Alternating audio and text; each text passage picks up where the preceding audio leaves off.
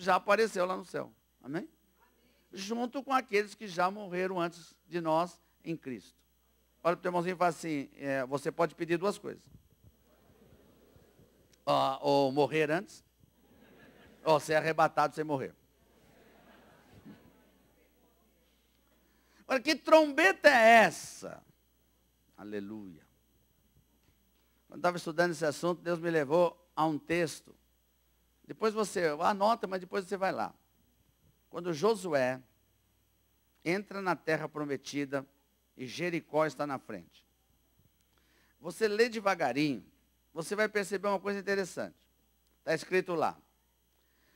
Tocaram os sacerdotes as trombetas, o povo gritou, ouvindo-se o sonido da trombeta, os muros caíram.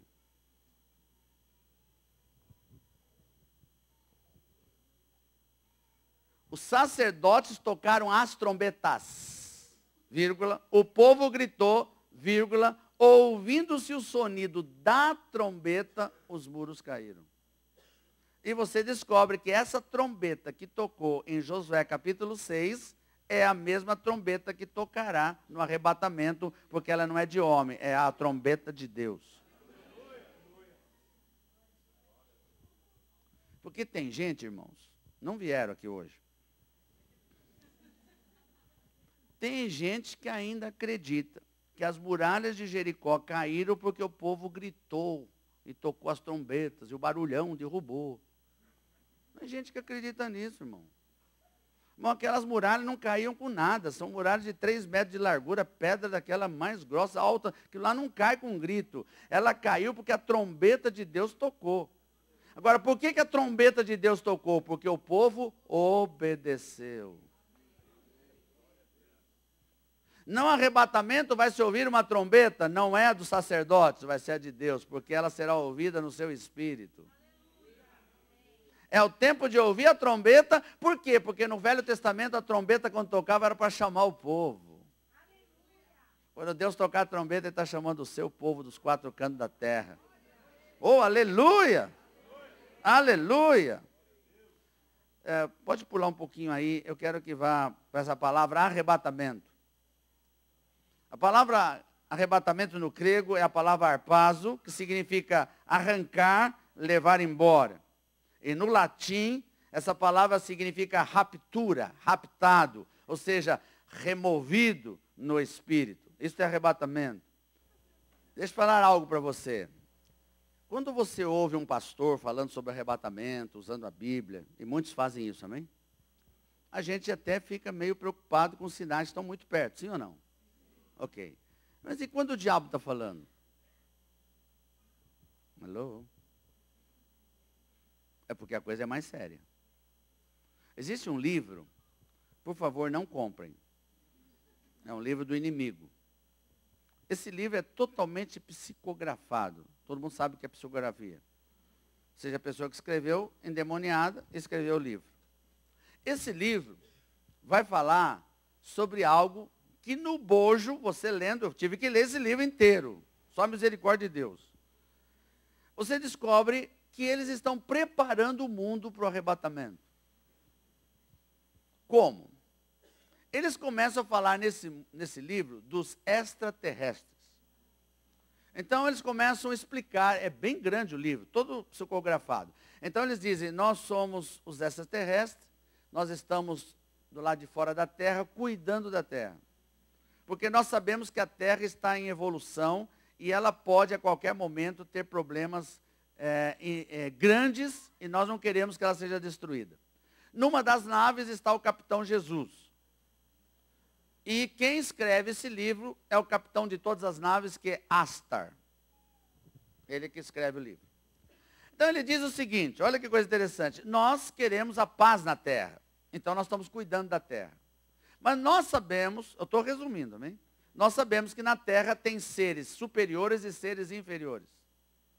E nós sabemos que os seres inferiores não são dignos de ficar na terra. Porque eles são pessoas que provocam confusões na terra. Nós estamos observando os seres inferiores.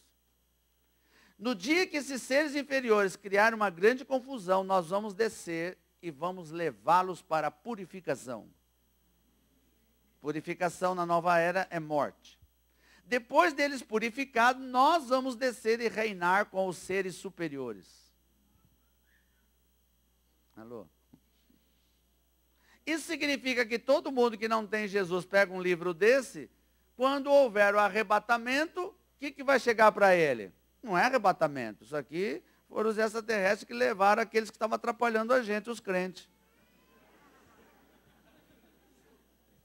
Porque só crente que via confusão. É som, alô? É contra os gays, é contra não sei quem, fica levantando bandeira, faz passeata. Esse povo tem que sair da terra. É o que eles pensam, irmão. Então, quando sumir, assim, graças a Deus, vamos falar graças a Deus, né? Vamos falar, graças a Deus que os ETs levaram eles. Meu irmão, quando eu li esse livro, eu falei, pera um pouquinho. Uma coisa é a gente estudar e ver o que a Bíblia diz. Outra coisa é o que o diabo já está falando para o povo. Já preparando o povo para o arrebatamento da igreja. Olha, o teu irmãozinho fala assim, está mais perto do que você imagina. E eu tenho o último texto. A igreja após o arrebatamento não existirá mais. Alô? Olha, o teu irmãozinho fala assim, quando for arrebatado, olha para ele, fala, quando você for arrebatado, não adianta dizer que você era batista.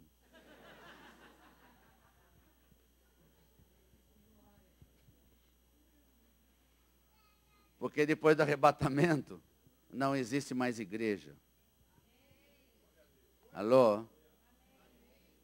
Eu posso mexer com os batistas, aqui tem um pastor batista amigo meu aqui. Tem uma historinha que me contaram. Eu gosto dessa historinha. Diz que o camarada morreu, foi para o céu. Quando chegou no céu, ele queria saber onde que ia ficar. E aí ele foi passando e viu um prédio. Um prédio de 2 andares.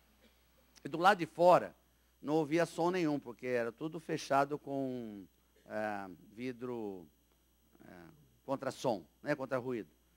Mas ele olhava na parte de cima, e ele via um pessoal animado, dançando. Um dançava com o outro, né, mas não ouvia nada. Aí ele perguntou para o anjo, quem é esse povo em cima? Falei, são os presbiterianos e metodistas. Gosta de uma festa? Alô?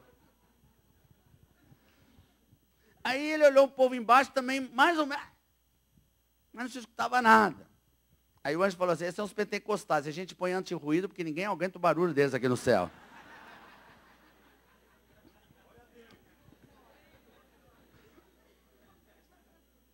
E aí ele continuou andando e vinha vindo um homem na rua, e o anjo falou assim, fala baixinho que aquele ali é batista, ele pensa que é dono do céu.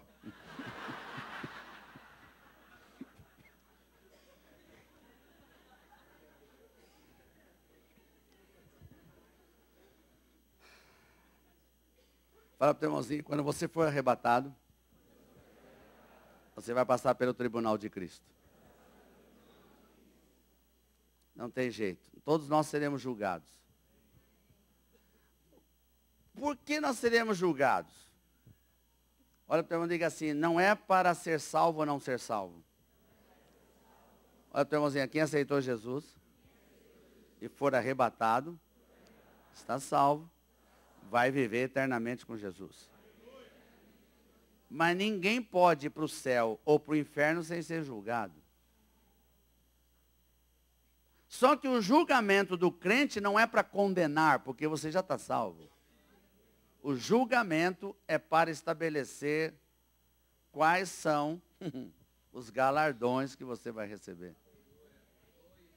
O julgamento do crente é para caso de galardões. E os galardões são diversos, amém? Agora veja uma coisa interessante. Quando você receber os galardões, alguém vai receber mais que os outros, sim ou não? É óbvio. Então vai ter diferença no céu?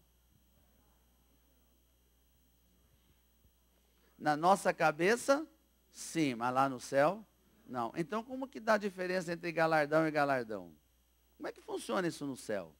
Quantos querem saber? Depois do arrebatamento.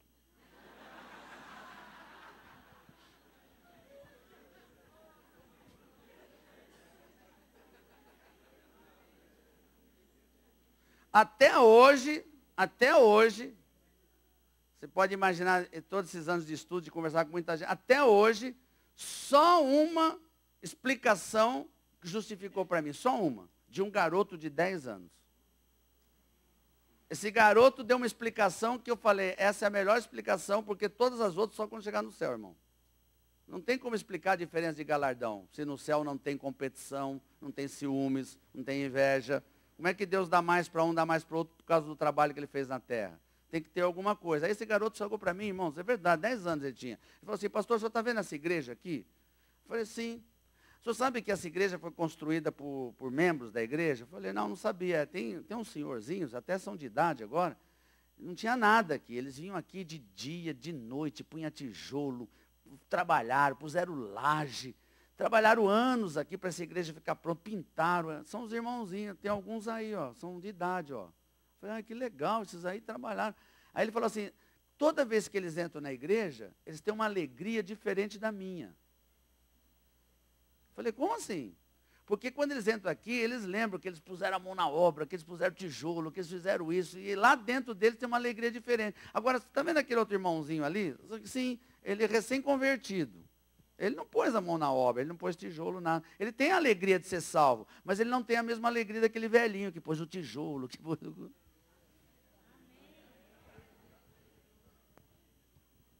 Eu entendi que os galardões com esse garoto é uma questão pessoal de cada um sentir algo em relação ao que você fez e a relação ao que você tinha feito aqui na terra, sem comparação com ninguém. Não estou entendendo? Então fala para o irmãozinho, está chegando as bodas do Cordeiro e vai chegar a hora que vai definir se você sobe ou não. Olha para o irmãozinho e fala assim, e o problema de subir é ligado a peso.